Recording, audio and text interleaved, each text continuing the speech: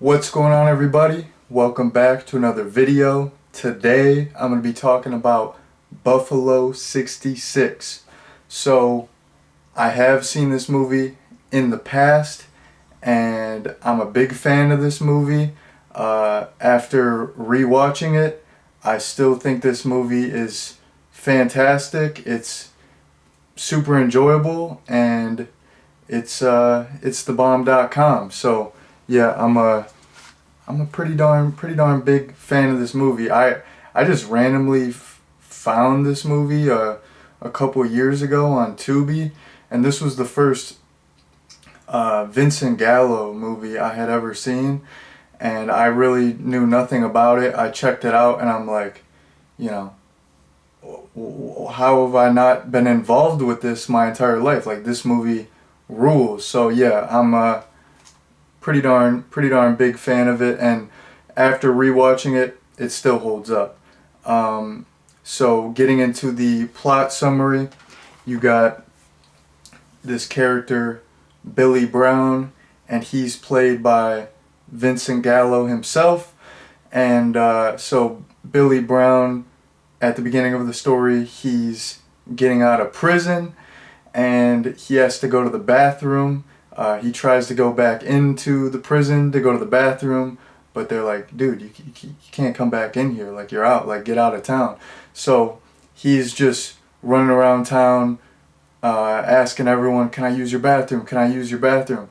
Everyone's shutting him down. So he goes into this random dance studio, uses the bathroom, and he calls up his parents, and his parents are like absolutely terrible people. They're very judgmental.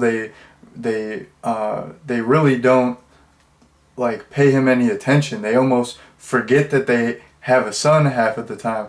But anyways, when he's at this dance studio, he uses a payphone to call his parents, and he lies to them, and he says he has this great job and he has a wife. Like, they don't know that he was in prison. They just thought he was away at this job. Well, who knows if they believe him or not, but that's what he told them. He was having his buddy send them all these letters to like update them, and now that he's out, he has called his parents and he's gonna go see them, and he made up this fake story. So he's like, oh yeah, my wife is sick, she can't come. And then he's like, you know what, okay, I'll bring her, whatever, I'll drag her out of bed, I'll bring her. So there's this girl at the dance studio, and he kidnaps her and makes her pretend to be his wife to impress his parents. And then she just continues to like hang out with him for the rest of the movie. And basically the reason that he was in prison is because he bet $10,000 on the Super Bowl for the Buffalo Bills to win, and they missed, like, they lost the game because this kicker missed a field goal.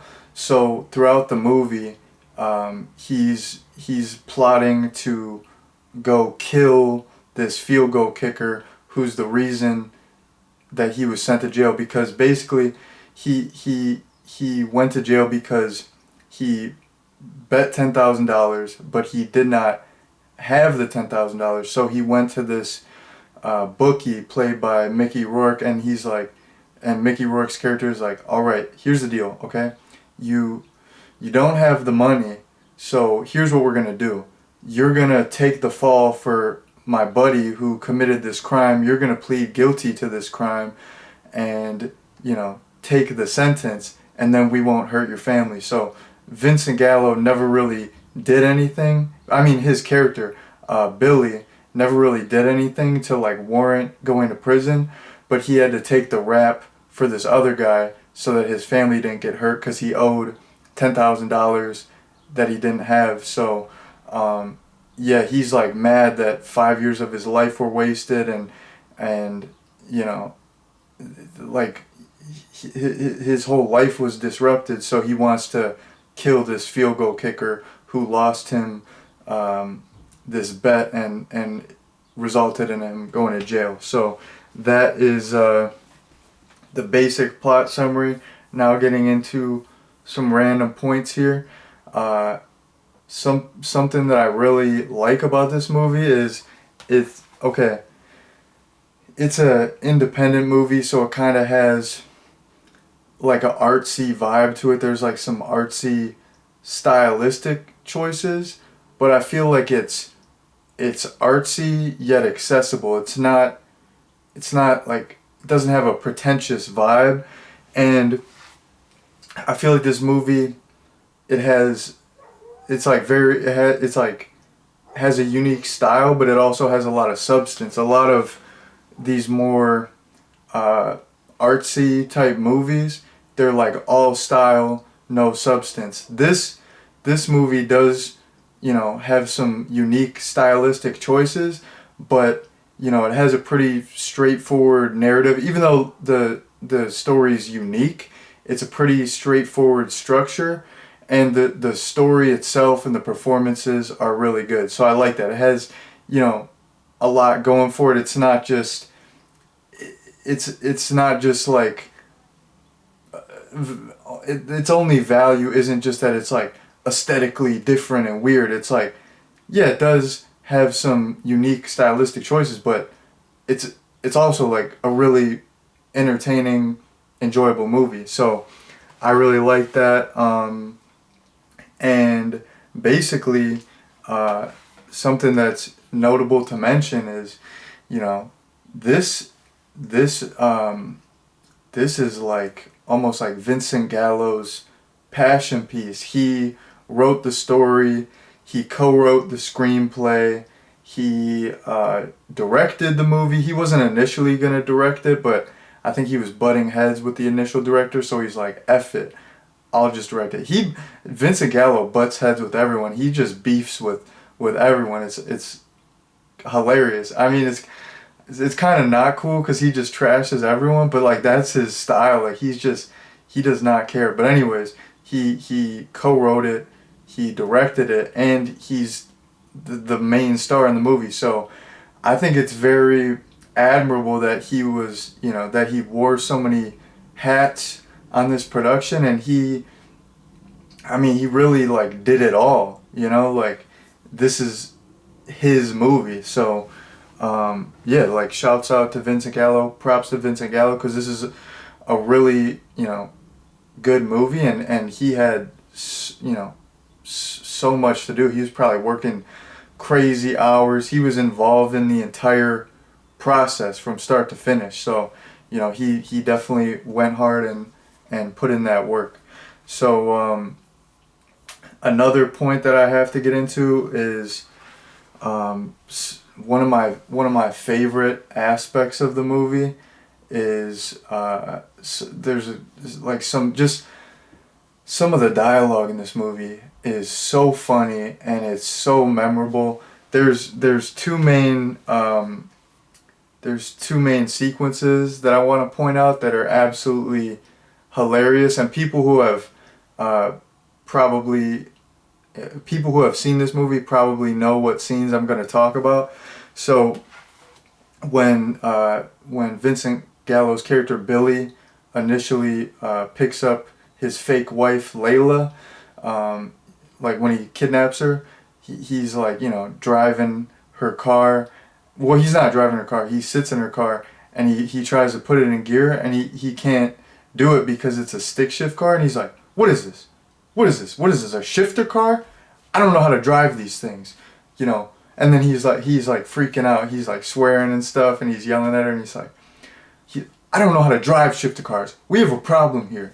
You know what? I don't drive shifter cars. My cars shift themselves. I'm used to luxury cars. Do you know what luxury means? I drive Cadillac. I drive luxury cars. My cars shift themselves. So that whole sequence was really funny. Just the term shifter car, like who refers to a stick shift car as a shifter car? Like, how does I like whenever I watch this movie, I'm just like, how does Vincent Gallo come up with this stuff? Like, it's so funny, and the way he delivers it, he's always like throughout the whole movie, his delivery of lines, like he's always like agitated and irritated, and he's so short with people. It's just his delivery is so funny throughout the whole movie. But yeah, the way he delivers it is funny, and you know he's just like compulsively lying throughout the movie. Like, this fool doesn't drive a Cadillac. He just got out of prison. Like, he's broke. He didn't even have $10,000 before. Like, homeboy, you didn't drive luxury. You probably had a bike, you know. But he's just so funny, and like it's funny, like some of the memorable sequences of dialogue that he just like repeats the funny lines so many times, and it just makes it like that much more funny. Another memorable sequence with some really memorable dialogue was when he's with Layla and they're in this photo booth, and he's trying to get these photos, you know, to send to his parents, so you know they really believe that he's married and this is his wife. So he's like, you know, she's initially making funny faces, and he's like, stop it, you know, what's up with the goofy faces? We're supposed to be a loving couple. These photos are us in love, spanning time. We're a lovely couple spanning time. This is us spanning time. And he just keeps repeat the phrase spanning time, which once again, like, who says that? How does he come up with this stuff? It's so funny. We're a lovely couple in love, spanning time. We span time. He says it so many times. It's absolutely hilarious. And then she keeps like touching him, and he's like, don't touch me. Even earlier in the movie, he's like on his parents' front porch, like before he initially goes in the house, he's like, I'm gonna be sick. And he's like, hold me. And then she like goes to hold him, and he's like, don't touch me. And when they're in the photo booth, she keeps trying to touch him, and he's like, don't touch me.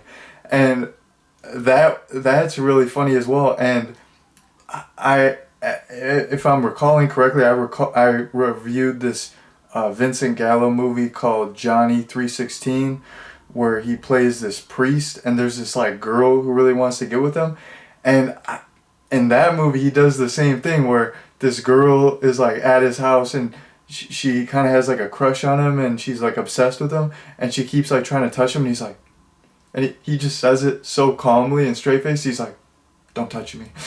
So that's like Vincent Gallo's trademark, is just whenever like a girl tries to touch him, he's like, don't touch me. I don't know, it's absolutely hilarious. And like I said, just the way he delivers it, like I can't describe it, but it's just it's so funny. So yeah, there's some extremely memorable lines in this movie, and I quote this movie from time to time. I don't know, my dad and we were talking about cars one time, and I sent him the video from this movie. I'm like, I don't know how to drive shifter cars. My cars shift themselves. And yeah, so this is a quotable movie. Moving on, so I just talked about the photo booth sequence where Vincent Gallo's character Billy, I don't know why I keep saying Vincent Gallo's character Billy and I don't just say Billy. Billy is trying to get these fake photos to send to his parents to make it seem like, you know, this is really him with his wife.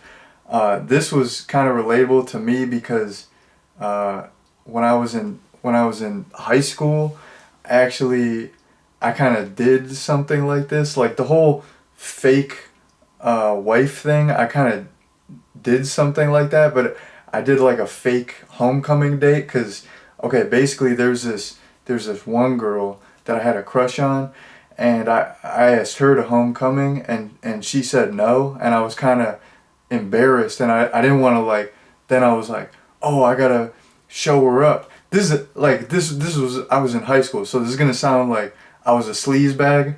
You know, I'm not as much of a sleazebag these days. Like, I'm still kind of a sleazebag, but I was like 17 years old when this happened. So, you know, I'm not crazy like that anymore. But anyways, I was like, I gotta make this girl jealous. She said no to me. I gotta get another homecoming date, or at least get a picture where it looks like I have a homecoming date.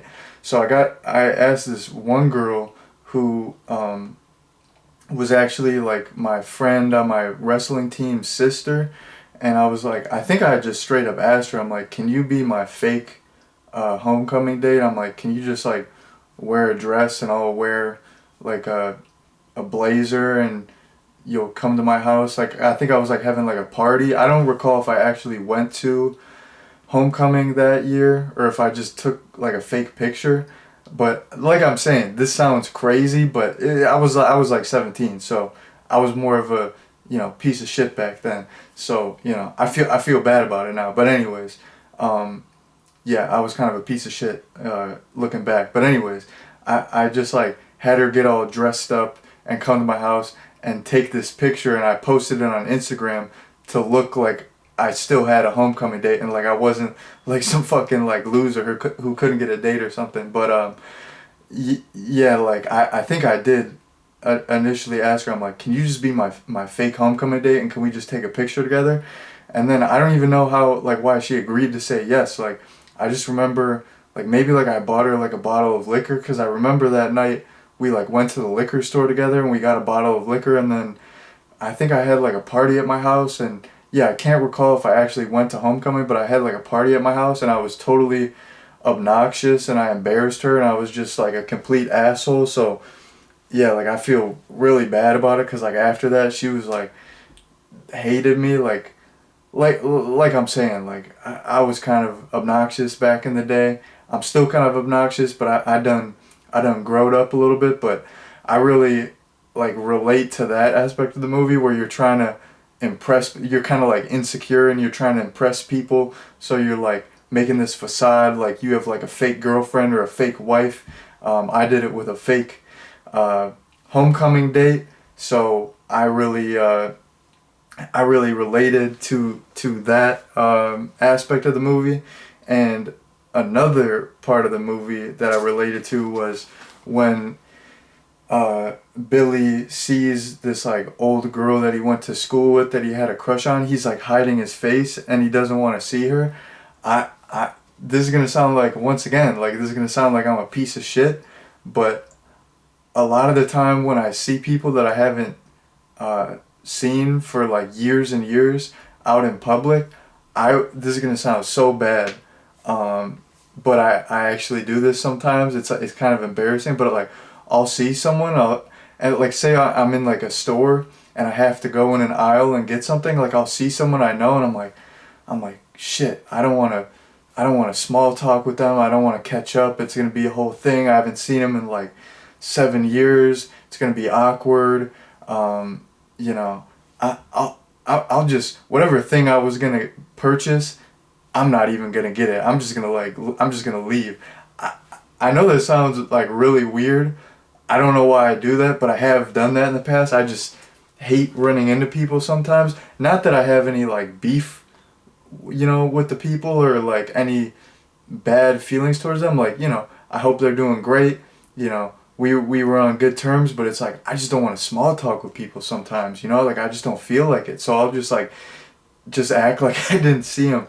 But yesterday, man, like talking about hating running into people. Yesterday, I was at work, and it's like I just work at like a store, so it's like a front-facing customer service job. So I have to interact with the public, and like three people that I knew from the past that I hadn't seen in 6 years. Like two of the people I hadn't seen in like 6 years, and we were kind of like beefing back in the day.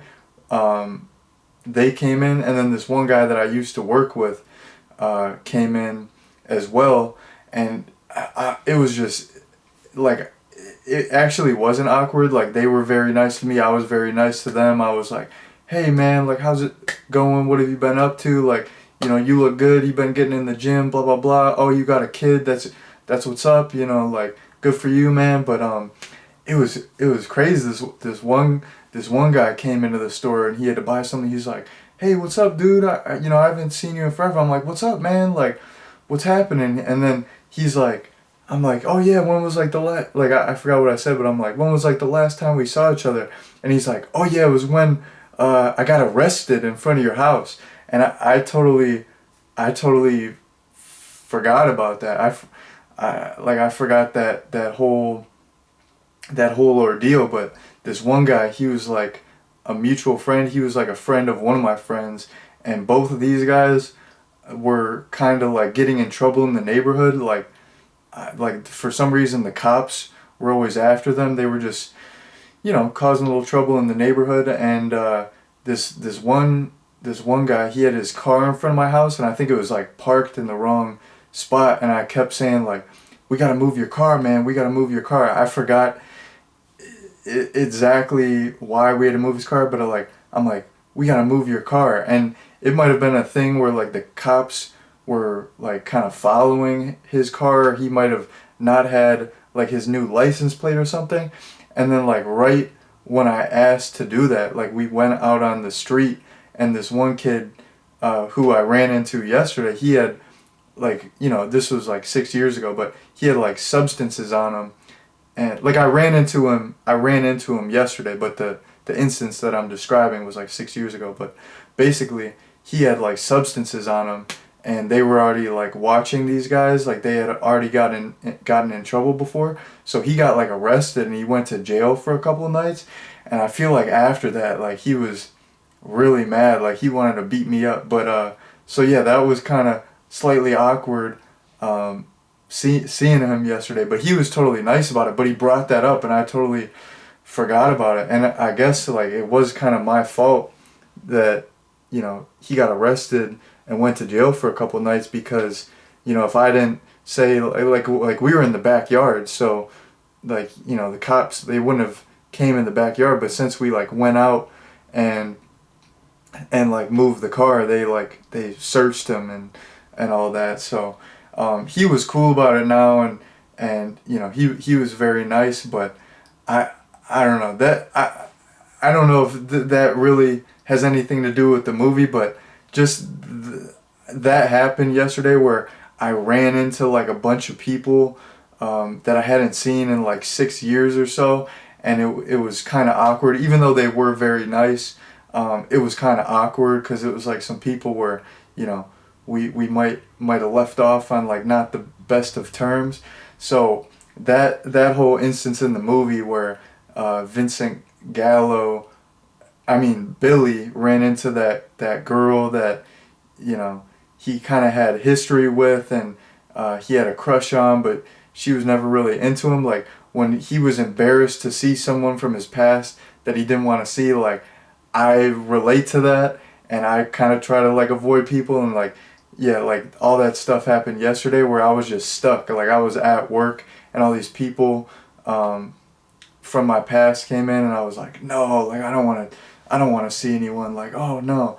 So yeah, there was just I don't know, some of the stuff in this movie was pretty darn relatable. Some of the stuff was not relatable, because the main character, he was a little nutty. I'm not, even though I am kind of a little bit of a sleazebag, I'm not like that nutty. Like he was kind of Billy he treated everyone like trash. But I guess he had like a terrible upbringing and stuff, so I guess it's kind of justified. But yeah, he was kind of an a-hole. But it was kind of like entertaining, like how much of an a-hole he was. Like I said, the way Vincent Gallo delivered his lines was extremely funny. So yeah, I kind of rambled, I kind of went off on some tangents, but yeah, basically Buffalo 66, it's a fantastic movie. I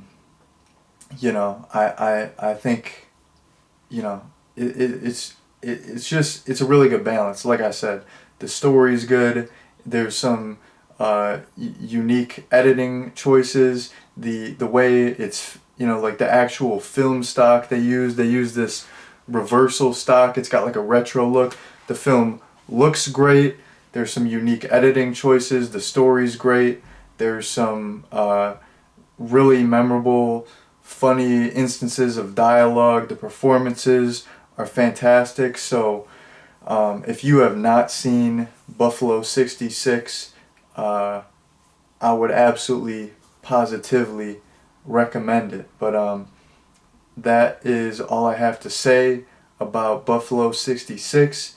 Thank you all very much for watching, and peace out.